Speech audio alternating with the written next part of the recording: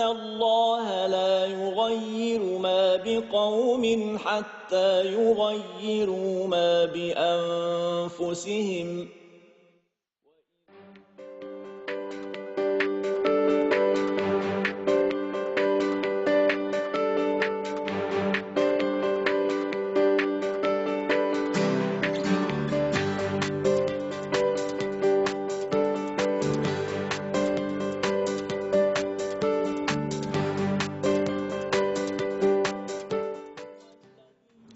Assalamu alaikum wa rahmatullahi ta'ala wa barakatuh. Bienvenue sur le plateau sur la voie du changement sur votre chaîne Qanat al-Qur'an al-Karim. Nombreux sont ceux qui célèbrent ce mois-ci l'anniversaire de la naissance du prophète sallallahu alayhi wa sallam. Et je dois vous l'avouer, me vient à l'esprit cette séquence du film de Mustafa al-Aqad al-Risala, dans laquelle Ja'far ibn Abi Talib expliquait au roi de l'Abyssinie les conditions dans lesquelles fut révélé l'islam. Et je vais le citer si vous le permettez. Il disait: pendant des années, nous étions un peuple d'ignorants. Nous nous prosternions devant des idoles de bois et de pierre. Nous mangions de la charogne, nous commettions l'adultère et nous rompions les liens du sang. Nous négligions nos voisins et nos riches oppressaient les pauvres jusqu'à ce que Allah subhanahu wa ta'ala nous envoie un prophète parmi nous. Nous connaissions sa vertu, sa sincérité, sa loyauté, sa dignité. Il nous a appelés à croire en un Dieu unique et d'abandonner nos dieux de bois et de pierre. Et c'est de cela dont il va s'agir aujourd'hui, de cet environnement anté-islamique, bien avant la révélation du Coran et de l'islam au prophète Mohammed sallallahu alayhi wa sallam. Pour en discuter avec nous, messieurs Kamel Cheket, membre fondateur de la Ligue des oulémas, des imams et des prêcheurs des pays du Sahel, mais aussi le docteur Cherif Driss, politologue et enseignant à l'école supérieure de journalisme d'Alger. Assalamu alaikum wa rahmatullahi wa barakatuh. Monsieur Kamel Cheket, donc cette révélation prophétique est venue dans quel environnement? Alors, elle est venue dans l'environnement. Le contexte et l'environnement sont deux choses différentes. Hein. Le contexte, c'était un état de faillite généralisé, accru, qui nécessitait l'envoi d'un messager, du sceau des messagers pour restaurer ce qui a été annoncé ou délivré aux humains auparavant par le biais notamment de Moïse et de Jésus alayhi salam. Maintenant, le milieu, c'est celui que vous venez de citer, sauf qu'il va falloir le regarder un peu autrement. Tout ce qu'a dit Ja'far radiyallahu anhu était juste. Mais il ne faut pas voir dans cette société de la Mecque une sorte de... Parce que généralement, quand cette société est peinte par les grands noms de l'orientalisme, elle est peinte comme étant une société de sauvages. Quand il dit « nous mangeons de la charogne », ça veut dire que les bêtes qu'il mangeait n'étaient pas égorgées selon le culte de l'islam, pas plus. Mais il pouvait manger du gibier comme il pouvait manger des bêtes qui avaient été égorgées, immolées. Mais comme il mangeait de la charogne. Oui. La charogne, je n'ai pas... Rien dans la littérature que je connais, du moins à mon niveau, ne dit que ces gens-là mangeaient délibérément de la charogne. C'est-à-dire, mais on appelle ça, d'un point de vue purement licite, c'est de la charogne. Ils ont rompu les liens du sang. C'est vrai qu'il y avait beaucoup de vices dans cette société. Mais attention, la manière, le regard que pose Ja'far sur la société est le regard d'un musulman converti à l'islam. À l'heure actuelle, si vous allez en Occident, ce que vous venez de citer nous donne l'image d'une société sauvage, c'est ce que vous allez retrouver en Occident, même dans nos pays. Nous sommes dans le même contexte, un contexte que l'on pourrait qualifier de paganiste. Oui, Jahiliya, tout simplement. Quoique, bon, le Jahiliya, c'est un mot assez fort. Ouais. Mais déjà, la Mecque en elle-même, c'était un grand centre caravanier. C'était une ville, c'était une cité. Ce n'était pas la banlieue. Ce n'était pas l'Aliya ou bien l'Badiya, comme on l'appelle. C'était des citadins qui vivaient entre eux selon un code bien déterminé. Il n'y avait pas cette dimension religieuse que l'on connaît actuellement. Il y avait la société était régie par d'autres systèmes de pensée ou de croyances. Elle était régie aussi par des tabous, par la superstition essentiellement. Et c'est ce qui en fait une société dite mujtama' jahili, donc une société paganiste, d'un point de vue toujours purement religieux. D'un point de vue purement sociopolitique. En fait, c'est-à-dire que c'est vrai que nous célébrons l'occasion de la naissance du prophète alayhi salatu wassalam. C'est-à-dire que c'est vrai que quand on parle de la société pré-islamique, il y a toujours les clichés qui reviennent. Quand on dit jahiliya, c'est-à-dire que c'est le chaos, le désordre, on a affaire à des ignorants, à des gens, comment dirais-je, rustres, qui n'ont pas la moindre, disons, les minimums, le béaba de la citadinité. En fait, ce qu'il faut savoir, c'est que, comme l'a si bien dit M. Chkat, c'est que la Mecque, le Hijaz, est devenu le centre à la fois politique, à la fois religieux et à la fois commercial. Parce qu'auparavant, c'est-à-dire du 1er au 6e siècle, c'est-à-dire que l'Arabie, il y avait l'Arabie septentrionale, l'Arabie centrale et l'Arabie du Sud, qu'on appelle l'Arabie heureuse, ce qu'on appelle le Yémen actuellement. C'était un centre commercial, Hadramaut, c'était la capitale de tout le carrefour, à la fois économique, à la fois religieux et voire même touristique. Avec le temps, pour des raisons à la fois liées aux invasions, notamment aux tentatives de conquête byzantine et abyssinide, ce qu'on appelle Habasha à l'époque, c'est qu'il y a eu ce déplacement en allant vers plus au milieu, c'est-à-dire vers le Hijaz et la Mecque, qui est devenu le centre à la fois commercial, le centre religieux, la présence de Kaaba, qui est une religion, un milieu polythéiste. Polythéiste. On adorait toutes sortes de divinités, c'est-à-dire que cela relève ce qu'on appelle la référence aux astres, la référence aux arbres, la référence à la pierre, la référence aux animaux. Donc ce qui fait que par la force des choses, un siècle ou quelques années avant la naissance du prophète, la Mecque ou le Hijaz a réussi à ce recentrage comme étant le premier pôle. Ça, d'un point de vue, à la fois, on peut dire, si on peut utiliser certains concepts, à la fois territorial et géoéconomique. Maintenant, sur le plan de la situation sociopolitique, c'est qu'il y a eu deux temps. Le premier temps, où, quand on parlait de la société arabe à l'époque, c'est une société qui est tribale, une société patriarcale, et la lignée, elle est patrilinéaire, c'est-à-dire que la filiation se fait à travers le mâle. Et il y avait différentes tribus, c'est-à-dire qu'il y avait un code. Il y avait un conseil tribal qui régentait, qui faisait l'arbitre à travers le Sayyid al-Qawm, on dit Sayyid al-Qawmi Khadimuhum. Quand il s'agit d'arbitrage des contradictions et des conflits, on faisait toujours référence, on faisait confiance au conseil tribal à travers les sages qui arbitraient les conflits.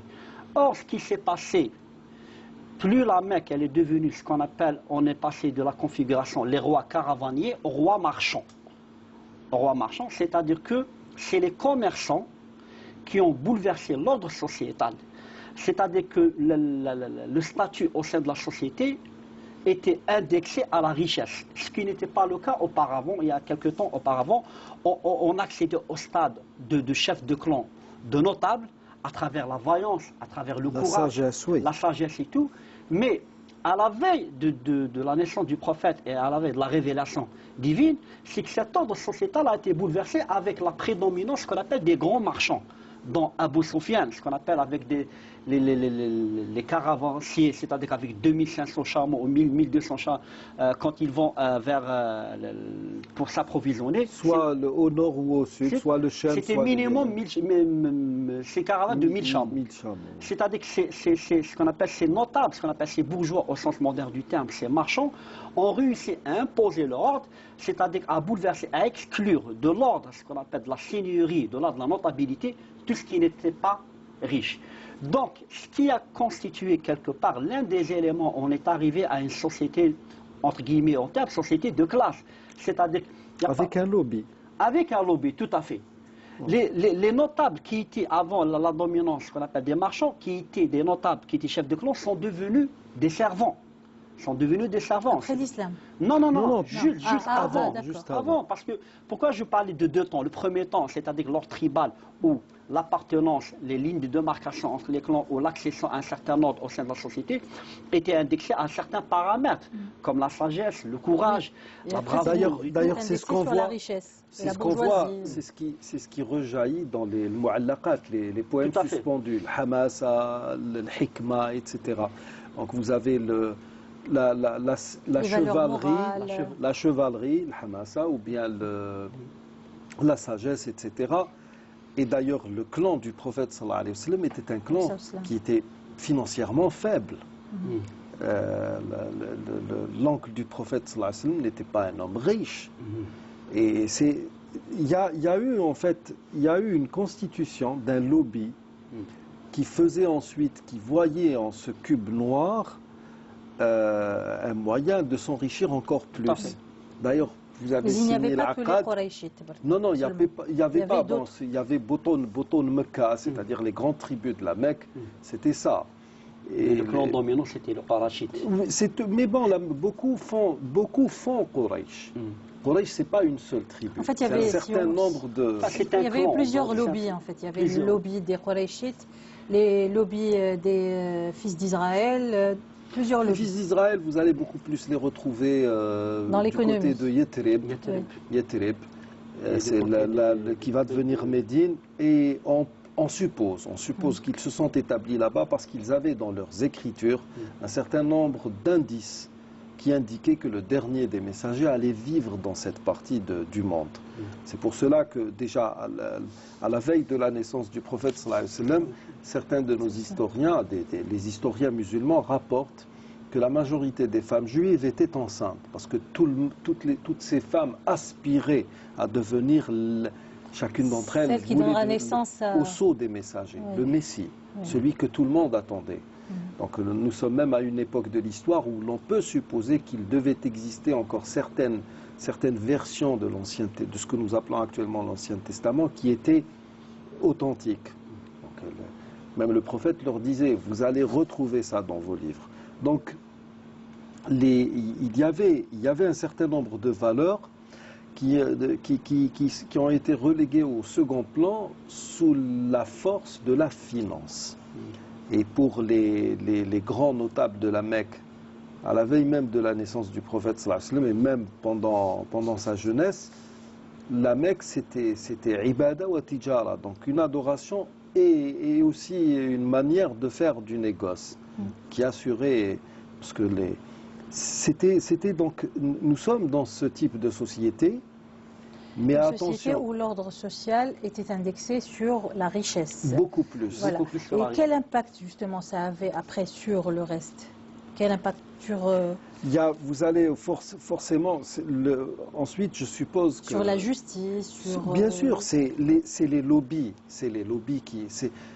comme dans tout système, et ça existe jusqu'à présent, c'est le lobby qui va dicter sa loi. Quoique, cette notion de je veux dire richesse... des exemples. Les exemples que nous avons, vous savez, alors il y a des exemples qui sont propres à l'époque même de la jeunesse du prophète sallallahu alayhi wa sallam, mais il y en a d'autres qui sont plus anciens. C'est-à-dire que, par exemple, comment la Mecque est-elle devenue, est-elle passée du haut lieu du monothéisme à un lieu où l'on adorait 360 idoles? C'est un commerçant qui a ramené Hubel de la région de l'Balqa. Il s'appelle Amr ibn Luhay al-Khouza'i. Il est allé en voyage, il a vu... nous sommes à une période où le fétichisme s'était déjà installé à la Mecque. Les gens qui ont quitté la Mecque pour des raisons parce qu'il y avait eu une disette, pour des raisons de crise, des gens qui se sont établis ailleurs avaient avec eux emporté des pierres de cette terre Pour qu'ils se rappeler, aimaient. oui. Et puis avec le temps, à la période du pèlerinage, on sortait cette pierre, on se remémorait ce temps passé, et ensuite on tournait autour, on simulait la circumambulation, tawaf, et puis On a le fini fétichisme, par, on est devenu fétichiste. Le fétichisme a amené, c'est une conséquence tout à fait logique pour ceux qui sont spécialisés en sciences humaines, ça va dans l'ordre des choses, c'est-à-dire que Amr ibn Luhay, quand il a vu dans la région d'Al-Balqa des gens se prosterner devant Hubal, il était tellement subjugué, fasciné, qu'il leur a demandé de le leur donner, de le lui donner. Et c'est lui qui a amené Hubal à la Mecque. C'était vers l'an 250. Nous sommes bien avant 400 ans avant. la naissance du prophète sallallahu alayhi wa sallam. Donc ensuite, ce que nous remarquons, je vais par ricochet donner un exemple, ce qu'on appelle Hilf al-Fudul. Hilf al-Fudul, c'est le pacte des vertueux ou des gens nobles. C'est un pacte qui a eu lieu à la Mecque alors que le prophète sallallahu alayhi wa sallam était jeune, et il y a assisté. Pourquoi? Parce qu'un commerçant de Zabid, donc venu du Yémen, a été spolié par un notable Qurayshite. Et donc il y a un certain nombre d'autres notables qui se sont réunis et qui se sont fait la promesse de se ranger du côté de toute personne qui souffrirait d'une injustice quelle qu'elle soit. C'est pour ça qu'on l'a appelé Hilf al-Fudul. Ça veut dire que dans cette société, il y avait des forces qui s'entrechoquaient. Il y avait un système de lobbying qui faisait marcher les choses, qui voulait imposer sa loi. Et donc, il y avait en contrepartie une sorte d'altermondialiste de l'époque. Ou alors un monde plutôt multipolaire. Multipolarité Non, il était unipolaire parce que la vision, elle était la même. Hein, ils étaient tous polythéistes. Mais les riches, par exemple, il y a certaines traditions qui se sont incrustées dans la pratique de ces gens-là qui n'existaient pas auparavant. Comme par exemple le fameux Nassi. Le fameux mois intercalaire qu'on ajoutait, soit on ajoute donc un mois tous les 3 ans, soit on va ajouter 10 jours par année pour figer les mois avec les saisons. C'est-à-dire qu'on passe du calendrier lunaire à un calendrier qui est beaucoup plus solaire. Et c'est d'où cette nécessité qui a fait, enfin, c'est ce qui a poussé le prophète sallallahu alayhi wa sallam à ne pas faire son pèlerinage quand il a conquis la Mecque. Il ne l'a fait qu'en l'an 10, c'est-à-dire au moment où un cycle de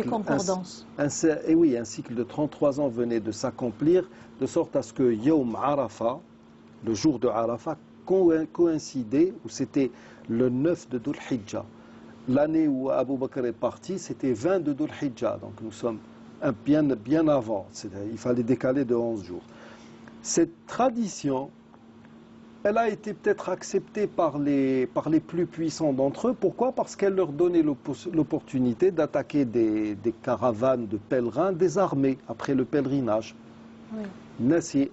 Donc, Nunsi ou Shahr al-Haram, on va différer le mois sacré où toute forme où toute hostilité est interdite, on n'a pas le droit de porter les armes, même les gens avec lesquels nous avons un différend, on pouvait se rencontrer sans que l'un d'eux fasse quoi que ce soit à l'autre.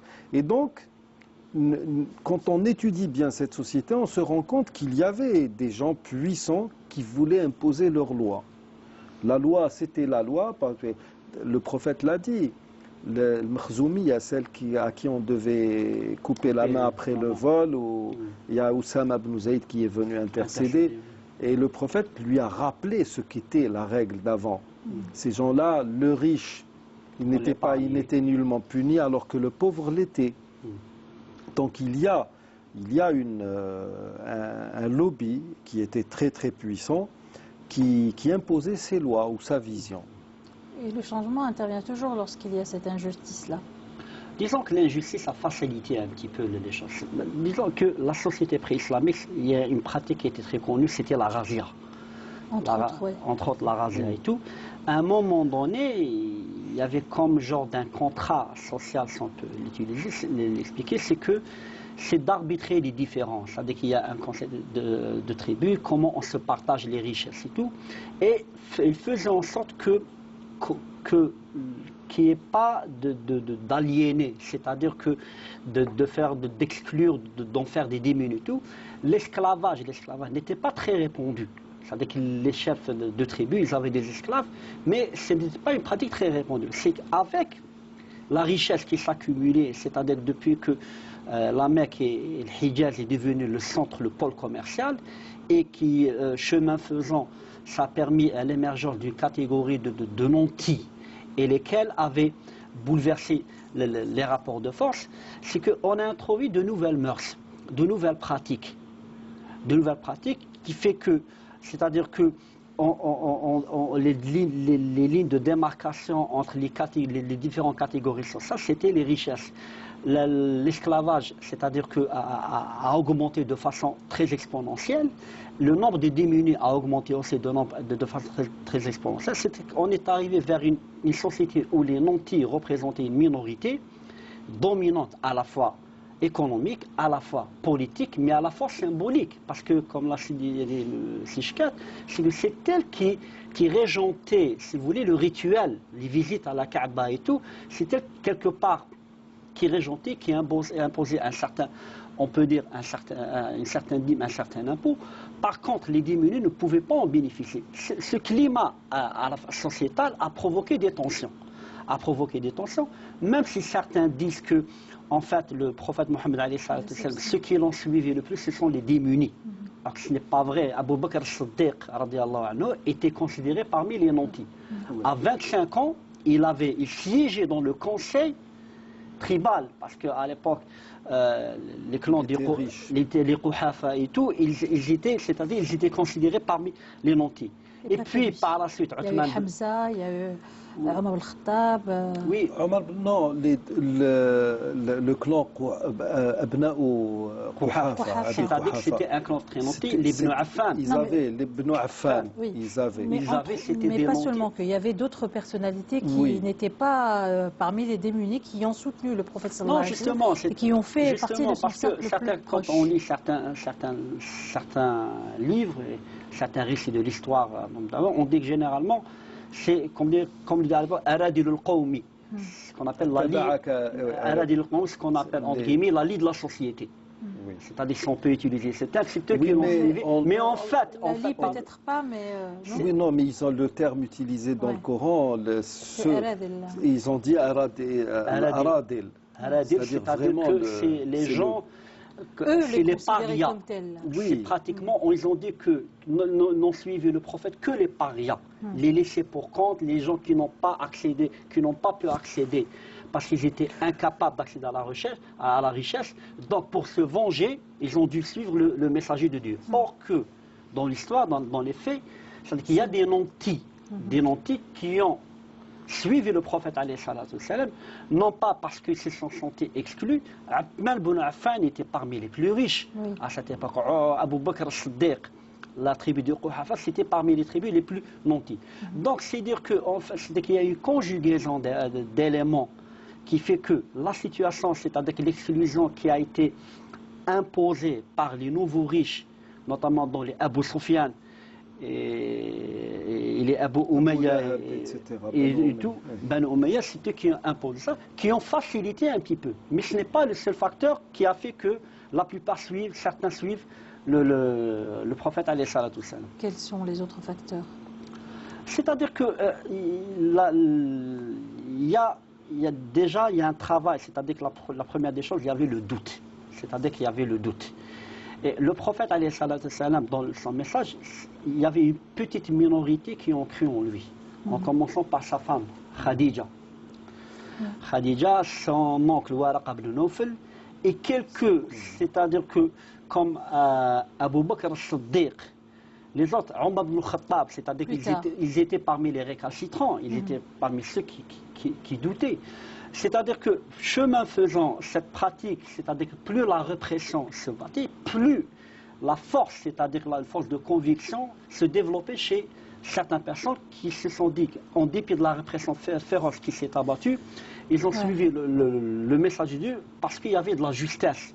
Parce que c'est pas seulement à cause de la répression, c'est à cause, comme vous dites, de la justesse de la il y avait du message, la répression. mais aussi du fait que le prophète sallallahu alayhi wa sallam n'a pas changé. On lui a proposé moult propositions, absolument. mais il n'a pas changé. Tout à fait. C'est-à-dire qu'il a fait remarquer que lui ne voulait ni le pouvoir, ni l'argent, ni un nouveau statut. Il voulait de la justice. On a essayé de le corrompre quelque part. Au-delà, bien sûr, on a tenté de le corrompre, absolument. Je sais. Non, c'est beaucoup plus. Je pense que c'est beaucoup plus dû à l'état de faillite, on va dire intellectuelle, auquel sont arrivés les gens de l'époque.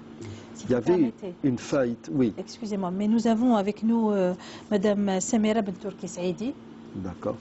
qui est auteure de l'identité arabo-islamique des peuples et tribus indiennes d'Amérique. Et qui, Madame Bentourki Saïdi, salam alaikum. Wa alaykoum salam wa rahmatullah. Nous célébrons donc l'anniversaire de la naissance du prophète sallallahu alayhi wa sallam. Et vous, dans votre livre, dans votre ouvrage, vous avez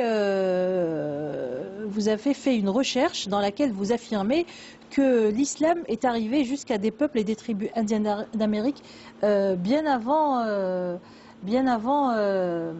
Christophe Colomb. Oui. Les Arabes étaient en Amérique avant Christophe Colomb et les Arabo-musulmans étaient en Amérique dès le 1er siècle de l'Hégire. Je m'explique. La question que je m'étais posée et qui m'a menée à toutes ces recherches et finalement toutes ces découvertes, c'est la raison pour laquelle on nous a dit et affirmé et même fait apprendre par cœur que l'Amérique a été découverte en 1492, sachant que ni Isa alayhi salam ni Rasulullah sallallahu alayhi wa sallam n'étaient officiellement en Amérique et que ce continent a été découvert en 1492. Cela faisait quelque part 15 siècles de générations perdues. Donc pour moi c'était tout à fait impossible, donc j'ai lu et relu à plusieurs reprises le Coran et je suis partie en quête d'une recherche, enfin d'une vérité quelque part sur ce continent. La première chose que j'y ai découverte a été la présence de la langue arabe, attestée par des scientifiques occidentaux. C'est-à-dire que j'affirme cela en précisant au grand public que je n'ai pas fait appel dès les premières étapes de mes recherches à un contenu dont les auteurs étaient arabo-musulmans. C'est-à-dire que vous avez trouvé l'existence de la langue arabe bien avant 1492. Bien avant 1492. Donc j'ai repris toute l'histoire de Christophe Colomb parce que j'étais quelque part heureuse, surprise et choquée. Et donc l'histoire de Christophe Colomb dans sa totalité depuis sa prétendue présence dans la péninsule ibérique, à son départ depuis Palos de la Frontera au sud de l'Espagne vers les îles Caraïbes. Parmi les découvertes sur lesquelles je suis tombée par hasard ou parce que je les cherchais, il y a le fait que Christophe Colomb a vécu durant de nombreuses années dans un monastère qui se trouve dans le sud de l'Espagne, d'où d'ailleurs il avait levé les amarres pour partir en Amérique, d'où 150 ans avant lui, un moine franciscain s'était rendu dans le Maghreb afin d'y faire un voyage avec les arabo-musulmans vers les îles Caraïbes. Donc il a fait ce voyage avant 150 ans donc, et il a écrit un livre qui s'appelle le livre de la découverte, El libro del descubrimiento. Donc Christophe Colomb avait non seulement connaissance de la présence arabo-musulmane en Amérique, par le biais de cet ouvrage qui se trouvait dans le monastère, mais également par le biais d'un certain nombre de cartographies, dont certaines ont été retrouvées sur un marin qui est tombé entre les mains des Turcs ottomans, mais également par rapport à son histoire, sa biographie. Très bien. Donc on apprend à travers toutes ces recherches que non seulement Christophe Colomb n'a pas été le premier à avoir découvert l'Amérique, mais que de plus il possédait des données matérielles dont les auteurs étaient des arabo-musulmans, et que c'est grâce à ces données qu'il s'est rendu en Amérique. Très bien. Donc ça, c'est le deuxième point. J'étais aussi choquée. Donc j'ai repris l'histoire de la navigation, l'archéologie américaine, l'anthropologie américaine, mais également la linguistique. Il s'est avéré que le nom de Rasulallah sallallahu alayhi wa sallam a été découvert sur des stèles, enfin des pétroglyphes écrits en lettres koufiques dans l'état du Nevada. Koufi. Koufik, c'est-à-dire originaire de Oui. Koufa en Irak. Oui. Khat al-Koufi. Belkhat al-Koufi, exactement. Et donc, avec ces pétroglyphes ont été retrouvés un certain nombre d'autres preuves archéologiques dans les États-Unis d'Amérique, dont des écoles qui enseignaient les mathématiques, la navigation, la géographie et un certain nombre d'autres domaines. Par ailleurs, des pièces de monnaie ont été retrouvées dans l'est des États-Unis. Le nom de Isa ibn Maryam, écrit également en lettres koufiques et attesté comme étant une preuve de la présence arabo-musulmane en Amérique du Nord par les spécialistes de l'Université de Californie. Il y a également la présence d'un certain nombre en fait, de preuves archéologiques dans divers États des États-Unis d'Amérique et du Canada. Et également comment vous dire cela, les Indiens Cherokees sont des membres de la communauté musulmane, en dehors des autres nations amérindiennes. Très bien. Très bien, Madame Bentourki Saïdi. Où est-ce qu'on pourra trouver votre livre pour ceux qui veulent l'avoir? Eh bien, en Algérie, il se trouve à la librairie du Tiers-Monde, pour l'instant. Il peut également être consulté à la Bibliothèque nationale d'Algérie, oui. Mais également en France, en Grande-Bretagne, au Canada et dans un certain nombre d'autres pays. Très bien. Merci beaucoup, Madame Samira Bentourki Saïdi. Je rappelle que vous êtes l'auteur de l'identité arabo-islamique des peuples et tribus indiennes d'Amérique. Je vous remercie. Ça, c'est pour la lecture de la semaine. Donc, on disait que cette société dans laquelle se fit la révélation était une société qui était donc finalement caractérisée par l'injustice. C'est ce qui l'a caractérisé à cette période précise où va venir ou intervenir la révélation. Cela dit, en dépit de tout ce qu'elle avait de mauvais, cette société portait en elle ou avait un certain nombre de qualités qui favorisaient le fait qu'elle soit porteuse ou qu'elle voie ou qu'elle assiste à l'éclosion de la prophétie en son sein. Ça, c'est aussi un autre fait indéniable. Ce qui est plus ou moins, on va dire, bien avec cette société, c'est que ces années d'errance spirituelle, de polythéisme, ont fait que ces gens-là n'étaient pas imprégnés par une religion bien déterminée. La tradition abrahamique avait complètement disparu. C'était des gens qui avaient du respect pour tout ce qui était religieux. Ils reconnaissaient l'existence de Dieu, ils le plaçaient au-dessus de leur panthéon de divinité. Ils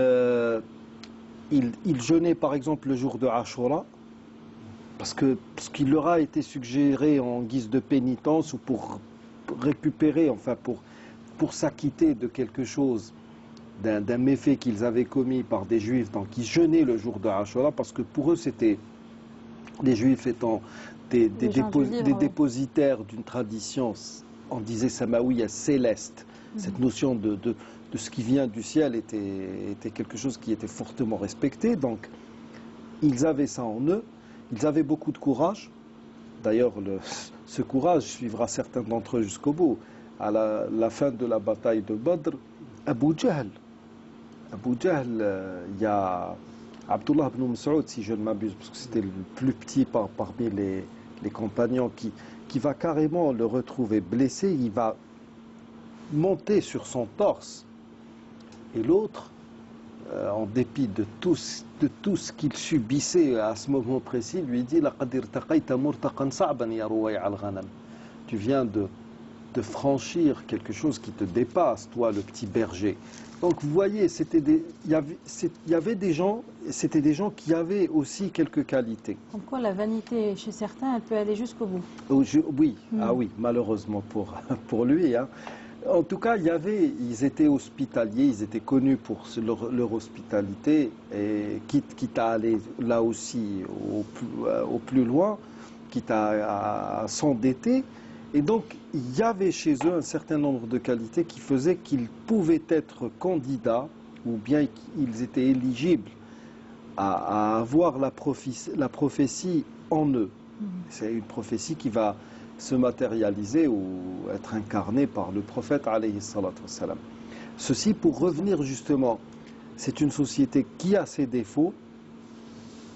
Je pense que celui qui a qui avait des défauts qui sont quand même très très importants. Oui, bien sûr. Bien sûr. Là, on est en train de parler de la justice sociale. On n'est pas en train de parler de n'importe quoi. Oui, et puis, il faut aussi se rappeler que c'est à cause de cela que le prophète a eu beaucoup de difficultés bien sûr. À faire intégrer cette religion à ces responsables-là, à ces chefs-là en tout cas, parce qu'il combattait un système. Oui. Il ne s'opposait pas à des idées, il s'opposait à un système qui... Non, mais il s'opposait à une idée, à une façon de voir la société. Oui, mais à la limite, quand l'idée ne génère pas de richesse, ça ne pose pas de problème. Les gens l'idée ne génère pas de richesse. La manière dont était géré le culte rapportait beaucoup d'argent aux notables de Quraysh.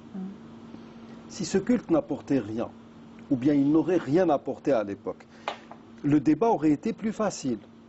Et ces gens-là auraient suivi la raison ou la voie de la raison de manière peut-être plus prématurément que cela ne s'est fait. Des siècles plus tard, on sait que ça rapporte beaucoup. Ça rapporte toujours autant, oui. Bien plus. Même plus.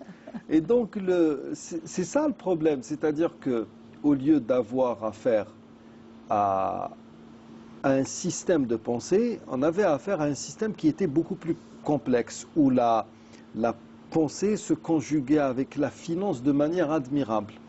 Tout rapportait. C'est une aubaine. Enfin, c'est-à-dire, juste pour aborder dans ce sens, c'est qu'il y avait des privilèges. Même certains, avant de se convertir et de suivre le prophète alayhi salatu wassalam, il y avait des notables, il y avait Omar ibn al-Khattab, il y avait Amr ibn al-As, Khalid ibn al-Walid. Les notables restaient des notables. C'est-à-dire que des notables, c'est que l'une des premières questions qui se posait, c'est que si demain je vais suivre la voie de ce messager, qu'aurais-je à gagner? C'est-à-dire je vais risquer... Surtout que tous sont égaux, c'est surtout ça. Tout à fait. C'est-à-dire que le type disait que la loi, la nouvelle, c'est-à-dire le nouveau message divin disait qu'il y avait une certaine égalité, rompre avec une certaine injustice. C'est-à-dire que la remise en cause de certains privilèges, de certaines positions acquises, et du jour au lendemain, quelqu'un comme Abu Sufyan, comme quelqu'un... Abu Jahl, Umayya ou Amr ibn al-As qui étaient récalcitrants, qui ont combattu le prophète à raison de Badr. Du jour au lendemain, on leur disait, voilà, si on va se convertir, on va suivre la voie du prophète, demain je serai placé sur la même position que mon esclave. Absolument. Donc il y avait ce problème, c'est-à-dire quelque part, c'était un problème psychologique. C'est-à-dire au-delà de perdre le privilège qui est matériel, c'est-à-dire qu'il y a un problème psychologique. Il y a un élément qui est très important, c'est-à-dire qu'il y a, c'est vrai que c'était le prophète, il avait toute la divinité avec lui, mais il y avait une certaine intelligence situationnelle, si on peut dire. Quand on rappelle le Sulh al-Hudaybiyah, quand ils vont négocier, Rasul Tib min Muhammad Rasulillah. Le type lui a dit, si tu étais un prophète, je ne t'aurais pas combattu. Amr ibn Suhayl. Amr ibn Suhayl. Amr ibn Suhayl, pour rappel, hein, pour cadrer un peu le personnage, un fin négociateur. D'ailleurs, on l'a vu dans ce qui est cité dans le film Risala, vous le retrouverez aussi dans les livres biographiques. Mais c'était aussi l'un des orateurs les plus éloquents de la Mecque. Oui. Il a même été désigné pour aller essayer de produire un langage aussi éloquent en termes sur le plan rhétorique que celui du Coran. Et il a été vaincu lui-même, s'est incliné devant le prophète sallallahu alayhi wa sallam. Voilà, quand il a dit, c'est-à-dire que si tu étais prophète comme tu le prétends, je te combattrai pas, je t'aurais pas combattu. Donc, l'intelligence du prophète, même s'il était un illettré, c'est pas quelqu'un qui a suivi du cours, il était très pauvre. C'est dire, Akteb min Muhammad banu Abdillah. Autre élément très significatif et très marquant d'un certain moment, on dit que, en fait, c'est-à-dire que le message, il a demandé un certain temps. À un moment, il fallait faire face à certains obstacles et s'accommoder de certaines situations. Et le plus grand défi pour le prophète, c'est-à-dire de convaincre certains personnages qui étaient très importants, qui étaient soudés par des alliances, c'est-à-dire parentales tribales, quand Abu Sufyan, Fath Mekka, il a dit, je viens, mais donne-moi quelque chose qui me rassure. Quiconque, oui. C'est-à-dire que tout en sachant que le rapport de force, il était en sa faveur. Mais l'intelligence voudrait c'est qu'on on ne force pas une personne à se convertir. Par contre, il faut le convaincre. C'est-à-dire qu'il le fait par son propre chef. Oui, c'est pas seulement peut-être le convaincre. C'est vrai que c'est important. Hein. Mais la conversion d'Abu Sufyan nous montre presque que finalement, ce qui les dérangeait, ce n'était pas de croire en un Dieu unique. Non. C'était de remettre en cause leur statut social. Leur argent, donner la zakat, donner ses kafarat à des pauvres, partager avec eux cette petite somme-là avec des pauvres, c'est ça qui les dérangeait. Oui, mais attention. C'est-à-dire qu'il avait en face de lui des personnes avec un ego démesuré. Un ego démesuré, c'est-à-dire... Non, justement, c'est-à-dire que quand quelqu'un était assis sur des privilèges, il avait une certaine respectabilité. Il avait même droit de vie, mais Banu Hachim aussi étaient des gens très respectables, très respectés. Oui, tout à fait. Mais ce respect-là était assis sur des bases solides. Ils étaient respectueux des relations humaines. Banu Hachim avait des caractéristiques bien... On les respectait qu'ils aient de l'argent, qu'ils ne l'aient pas. Tout à fait. Les autres, c'était plutôt le contraire. Oui, mais les autres, ils n'étaient pas respectés, ils étaient craints. Craints, absolument. Tout à fait. Ils étaient craints, c'est-à-dire de dire que quelqu'un... Or, ce qui veut dire qu'on ne peut pas asseoir un pouvoir périn sur la force, sur la crainte et sur l'injustice. Un jour ou l'autre, ça change. Oui, mais attendez, il y a un phénomène qui est propre à l'islam. L'islam est la seule religion qui a été vaincue par des ennemis, mais ces ennemis, au lieu d'en faire une sorte de pensée soumise, ou bien au lieu d'essayer de travestir cette pensée, c'est eux-mêmes qui l'ont ralliée. Nous avons l'exemple des Tatars, ou qu'on appelle aussi les Mongols. Nous avons Banu Daylam, c'est les Turcs, les Ottomans qui se sont convertis en masse. J'ai cité tout à l'heure Suhayl ibn Amr. Après la bataille de Badr, parce que quand il a eu les premiers, il a fait partie des gens qui sont allés négocier avec le messager de Dieu et d'essayer déjà de prouver aux gens qu'il était dans la possibilité de tout le monde de forger des vers ou des versets aussi éloquents que ceux du Coran. Et là, normalement, c'était suite à la bataille de Badr, il a été prisonnier. Et Omar ibn Khattab a demandé au messager de Dieu de lui donner la permission de lui enlever les incisives. Et le prophète a dit non, laisse-le plutôt, parce qu'il a été donc il a été rançonné. On a payé une rançon pour sa libération. Il a dit non, laisse-le plus tôt. Peut-être qu'un jour viendra où tu verras qu'il fera quelque chose de bien. Et c'est ce qui s'est passé. C'est vrai que au début, il y avait des réticences. Je vais devenir musulman. Qu'ai-je à gagner en devenant musulman? Iblis leur disait, vous avez beaucoup plus à perdre qu'à gagner. Lui faisait partie de cette catégorie qui, à un moment donné, a rallié l'islam. Mais quand il y a eu Hurub Ridda, les guerres d'apostasie, juste après la mort du messager de Dieu, il y a beaucoup de tribus qui ont fait volte-face. C'est-à-dire, bon, à la limite, on peut faire la prière, mais voilà, on ne veut pas de la domination musulmane, donc le siège était Médine. On ne veut pas, bon, pour nous, Abu Bakr Siddiq, ce n'est pas le calife du messager, et on ne paye pas surtout de zakat. Une minute. Oui. Et le problème, c'est que, ce qui est bien, c'est que Suhayl ibn Amr a fait partie des gens qui se sont élevés, comme c'était un très bon orateur.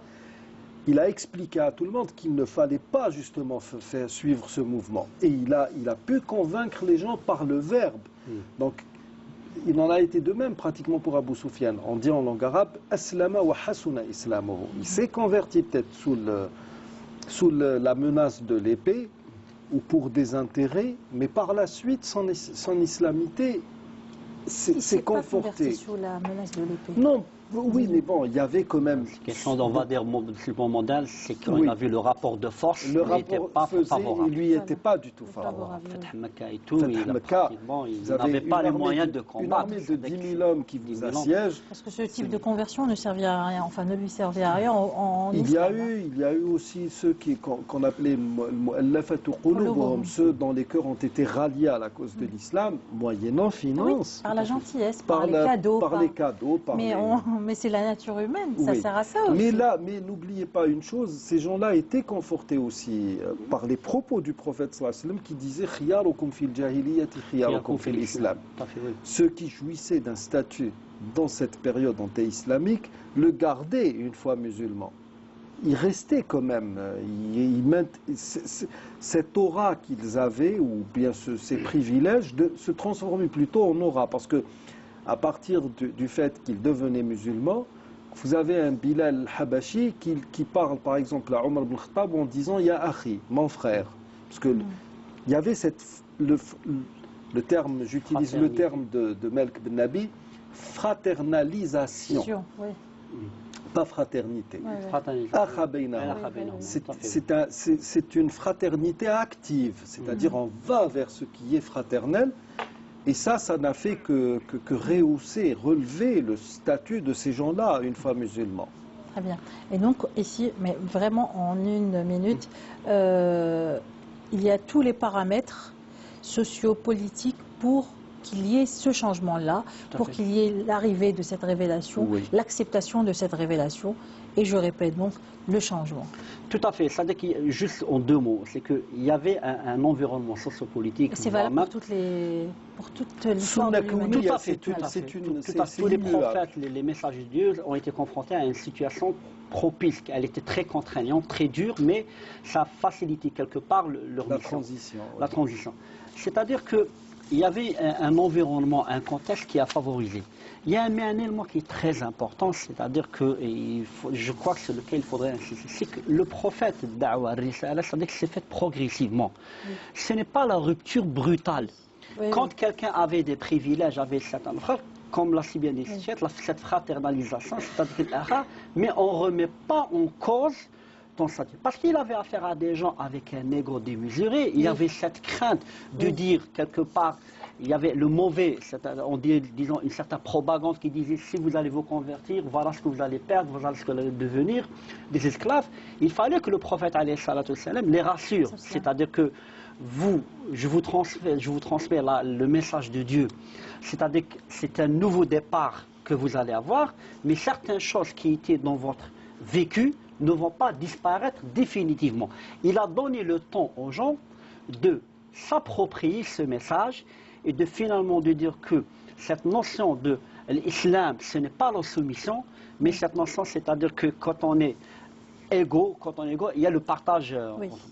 Très bien. Merci, Monsieur Cherif Driss, Monsieur Kamashket, pour votre participation à cette émission. Merci de l'avoir suivi. On se retrouve la semaine prochaine. Salam alaikum wa rahmatullahi wa barakatuh.